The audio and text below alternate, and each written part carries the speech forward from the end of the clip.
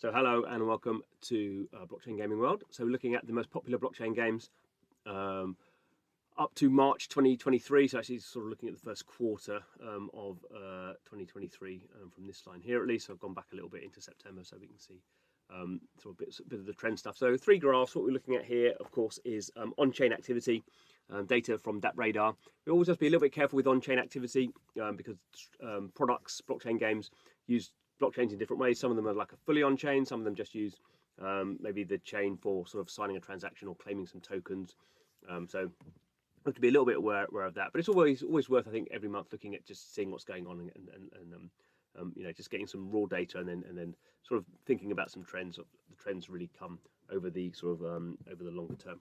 So I've split this into three graphs. So these are the most popular blockchain games in terms of on-chain activity. So 300,000 is the limit here. We'll look at some smaller ones and then we'll look at some sort of new ones that have just launched as well. So if you watched any of my videos before, Alien Worlds and Splinterlands, well known, I guess they have been the most popular blockchain games really for the last couple of years.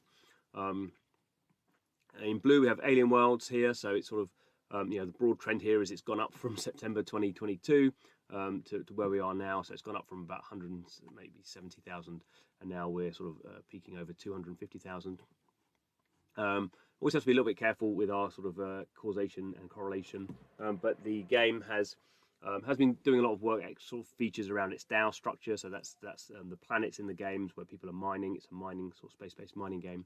It does have some other elements on, so mainly works on Wax blockchain, has some other sort of elements, missions on the BNB blockchain, but mainly Wax. So they have been building out various sort of features.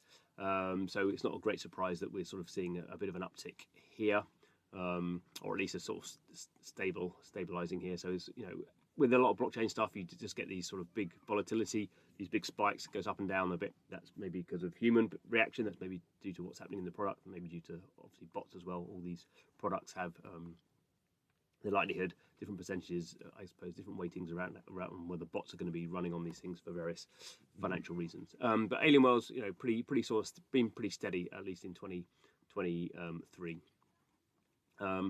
Alien sort of Splinterlands, so that was, Alien Worlds and Splinterlands have always been pretty close in terms of the activity. Splinterlands, actually, we can see though in 2020, really in the sort of over the last sort of month or so, seen quite a strong sort of dropping away. So we can see, the trends here now down to under 100,000 daily active unique wallets. Again, with Splinterlands, as with Alien Worlds, as with all these things, that could be because it's becoming things may have been changed, or it's become uneconomic for bots to be operating on the game. So this could be a good thing. It could be there's more human players. It could be a whole bunch of sort of other product stuff that's happening. Certainly in terms of Splinterlands in general, there's a lot of stuff going on, sort of new cards and this new tower defense game coming out, and the land stuff happening, and so there is sort of quite a lot happening there in the game.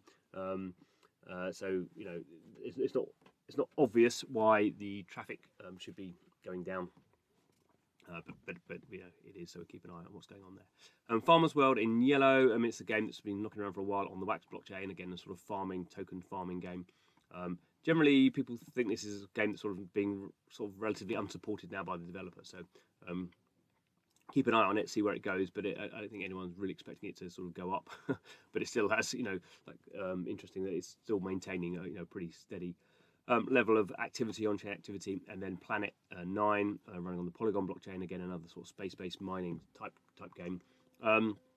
So it grew pretty steadily up to about 100,000 wallets. Then it has a big dropping away, which generally means that probably, to me, that normally means the developer has done something to make it uneconomic for bots, or has done something to stop bots operating there. I don't actually know that is the case, but that would be my sort of gut feeling here, and that sort of halved the daily activity here. So we're around about 50,000, so running about 50,000, bit over. So we'll keep an eye on that. See what goes on with Planet 9, a Swedish developer. So it's sort of broadly, I guess, in the same sort of type of experience as Alien Worlds and Farming World, which is sort of these farming games, whereas Splinterlands is a trading card game. So we move on to the next graph. So this is a much smaller vertical scales. This is 30,000 daily active unique wallets here compared to 300,000. So basically, it's sort of, we're sort of operating in this sort of small space here.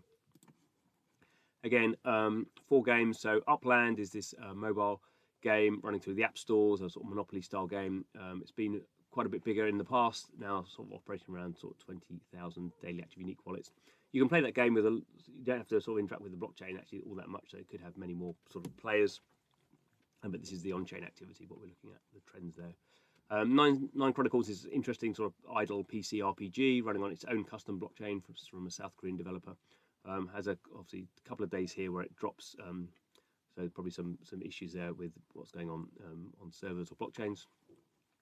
But it's been pretty steady, 20 sort of thousand. Again, it's a game that isn't going mass market yet. You can download. You have to download the PC version. To me, it seems more like a mobile game, but at the moment it's a PC version, and you have to go through their Discord to get a sort of entry code. So it's not hard to get to play the game, but equally there are some you have to run through.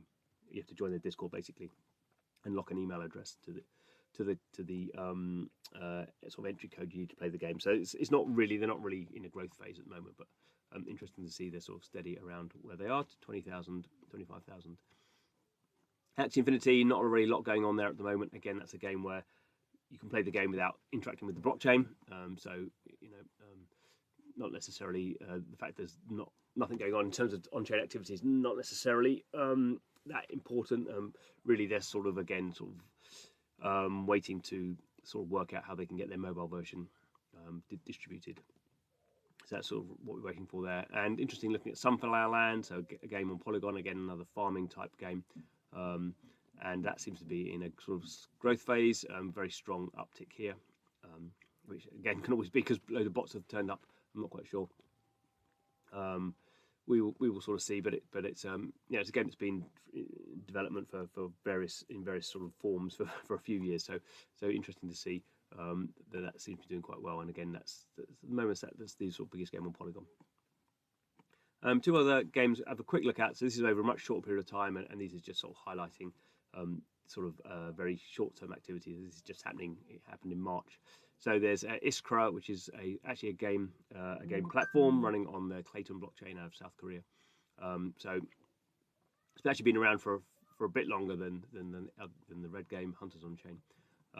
But this is it's actually got it's a sort of platform. It has a game live on mobile. I think most of this activity is around. They have a sort of daily spin sort of giveaway. So I think that's what's been driving this big spike up to about 60,000. But keep an eye on it. Obviously, as more games go live, we'd expect more activity. But just the early phases yet. And Hunters on Chain, again running on Polygon, it had started a token giveaway, so it had a big spike when the token giveaway started. That's dropped off a little bit, but the game's going live in the next sort of couple of weeks, so we'll get a better idea over the next few months quite how Hunters on Chain is working. It's interesting in the sense they're giving away a lot of free NFTs to get people to play. So as that sort of kicks in, so I have testnet at the moment, as that kicks into mainnet on Polygon, we'll get a better idea. So just to keep an eye on for the rest of the year. Thanks for watching the video. Come back next time and see you again soon.